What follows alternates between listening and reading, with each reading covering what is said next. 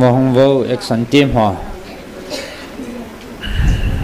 làm team ta rằng cầm điếu team lô ta cầm điếu chỉ cần ball lo nào hệ evangelist no pathin na to hong ke pat ti la hệ ka foundation hệ gospel action team hệ ti action tam zo yang haman ngan compose a na hello hen ya chu ke ho nong tu nia he lam the lo thum ta lo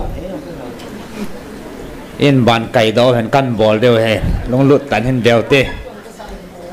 la jong he ke ho mong en kain khum thau he